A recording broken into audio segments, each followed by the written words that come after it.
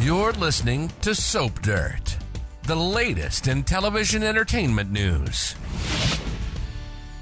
Hi there, Young and the Restless fans. I have got your 2-week spoilers for February 3rd through the 14th. We're going to see Claire pushing, Sharon struggling, and Jack defending. It's Belinda from Soap Dirt. If you are not following, please click that subscribe button. Let's dive into what's coming these 2 weeks of episodes beginning on Monday, February 3rd. So Nate and Damien are at his place, and Damien is asking Nate about the job, but then he goes ahead and confesses that Amy asked him to find Damien, who does not want to talk about his mother, even though Nate says it's really urgent and he needs to hear her out. And instead, Damien storms out mad. Audra tells Amy about her drunk dad and her bad mom. And Amy tells her that she feels like Audra's a lot like Damien, that they come off fearless, but that's because they have walls up so people can't see the squishy center. And Nate tells them that Damien left angry and refused to see his mom. And Nate feels like something is off. Something is off because Damien isn't Damien. He's a fake. The guy that's meeting with Nate, his name is Holden, who is a close friend of the real Damien, who's played by Jermaine Rivers. Holden says that Amy sent Nate to find him, and Damien tells his friend, keep it up until I can figure out what's really going on. Kyle tells Jack about the Ian Jordan plot, which freaks him out. His dad goes running off. Kyle then tells Diane about Claire's ordeal with Jordan, and they talk about how strong she is. Diane sees how into Claire that Kyle is, but she's also very worried because Victor is going to cause problems. She's certain of it. Meanwhile, Adam, Nick, Victoria, and Nikki get grumpy Victor settled in. He's home from the hospital already. They confirm that they all told Chance the same thing. Ian confessed to murdering Heather. And then Jack shows up to check on Nikki, but Victor's angry. And he also tells him to keep Kyle away from Claire. But Jack says they are adults. They can do what they want.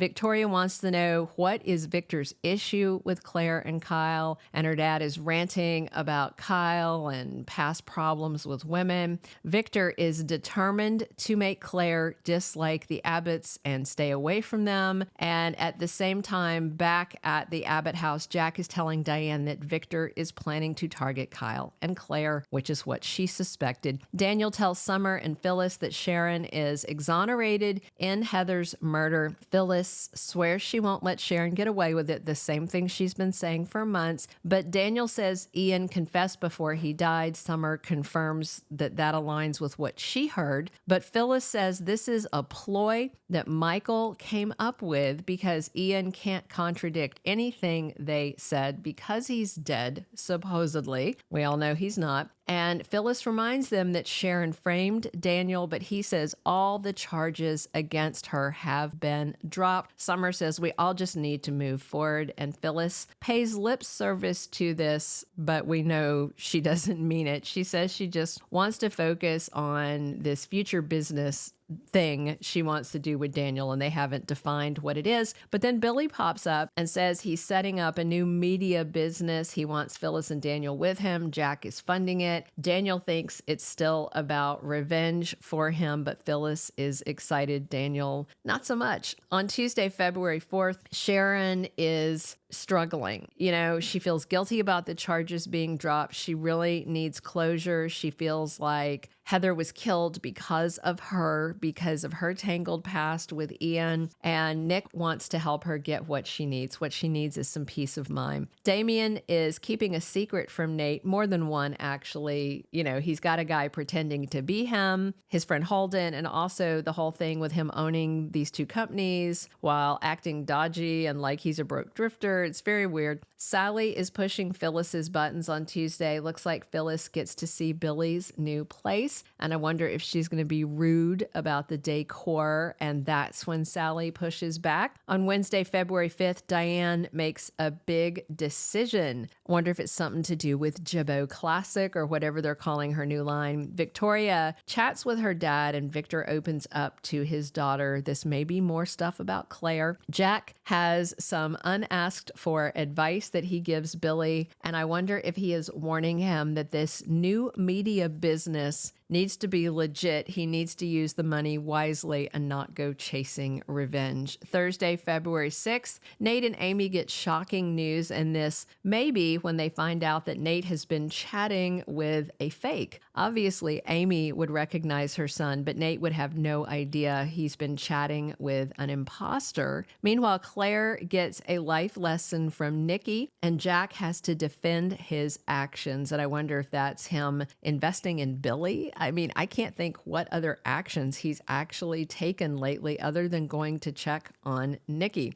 Friday, February 7th, we're going to wrap up week 1. Phyllis completely allied with Billy, really ready to move forward with this media project. Daniel is not happy about it. You know, when Billy pitched it, Phyllis was all in right away. Daniel was skeptical because Billy's always about revenge and he doesn't think the guy is a good influence on his mom. Nate is surprised when somebody drops by. Is it the real Damien? And he has no idea who this guy is at his door when it's his brother. And Sally gets a history lesson from Chloe. The week of February 10th through the 14th, with Ian not dead, we got to wonder how long until we get a glimpse of him. Surely he's hiding out somewhere, you know, crawled out of the morgue and crawled under a rock so that he can heal, something like that. Phyllis and Billy are full steam ahead, but both of them want a platform to make trouble, is what it seems.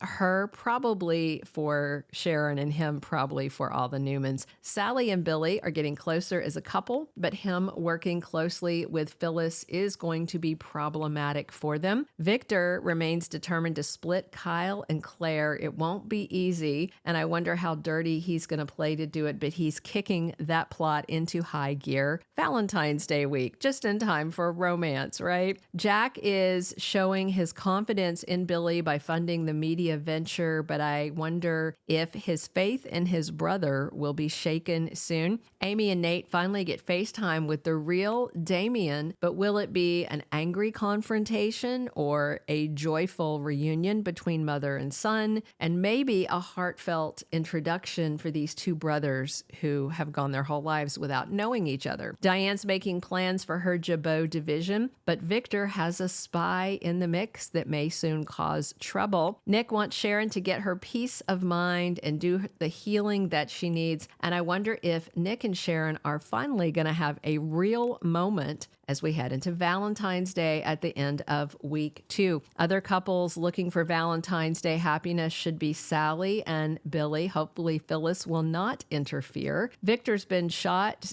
so, you know, he's down but not out, and I think he'll still show Nikki a good time for V-Day. And Diane and Jack should have a very sweet time, too, for Heart's Day. He always takes really good care of her with romantic gestures and things like that. And Claire and Kyle are going to enjoy a romantic Valentine's Day, but it will be their last one if Summer gets her way. Thank you for being a loyal listener. Follow us wherever you get your podcast, because you don't want to miss the next episode. Soap Dirt is on all the major podcast platforms, including Apple Podcast, Spotify, iHeartRadio, and more.